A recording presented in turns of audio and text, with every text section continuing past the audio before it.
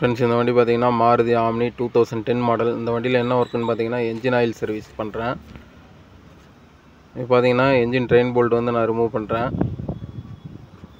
இந்த வண்டிக்கு engine train bolt வந்து 22 சைஸு. நெக்ஸ்ட்டு பார்த்தீங்கன்னா ஆயில் ஃபில்டர் இந்த வண்டியில் நான் ரிமூவ் பண்ணிட்டேன். இதே வண்டிக்கு பார்த்தீங்கன்னா ஏர் ஃபில்டரும் நான் வந்து நியூ ஃபில்டர் வந்து சேஞ்ச் பண்ணுறேன். ஏர் ஃபில்டருக்கு பார்த்தீங்கன்னா இந்த கவர் வந்து நம்ம ரிமூவ் பண்ணால் தான் ஏர் ஃபில்டர் வெளியே எடுக்க முடியும். பார்த்தீங்கன்னா இந்த வண்டியில் நான் ஏர் ஃபில்டர் வந்து நான் வெளியே எடுத்துட்டேன். எந்தளவுக்கு டஸ்ட் ஆகிருக்குன்னு பாருங்கள். இந்தளவுக்கு டஸ்ட் இருக்கும்போது உங்களுக்கு ஏர் வந்து கரெக்டாக உள்ளே ஃப்ளோ ஆகாது. என்ஜின் ஆயில், ஆயில் ஃபில்ட்ரு, ஏர் ஃபில்ட்ரு இந்த வண்டிக்கு வாங்கிட்டேன். இப்போ வண்டியில் எல்லாமே ஃபிட் பண்ணுறேன். ஃப்ரெண்ட்ஸ், ஃபஸ்ட்டு வந்து இந்த வண்டிக்கு நான் ஆயில் ஃபில்ட்ரு வந்து சேஞ்ச் பண்ணுறேன். ஆயில் ஃபில்ட்ரு பார்த்தீங்கன்னா ஒரு அளவுக்கு தான் டைட் வைக்கணும். ஏன்னா ஓவர் டைட் வச்சோம்னா அதில் வர ஓரிங் வந்து கட் ஆயிரும். ஆயில் ஃபில்டருக்கு வந்து மீடியம் டைட் தான் வைக்கணும். நான் வண்டியில் ஃபிட் பண்ணுறேன். நெக்ஸ்ட்டு பார்த்தீங்கன்னா ஏர் ஃபில்ட்ரு இந்த வண்டிக்கு நான் சேஞ்ச் பண்ணுறேன்.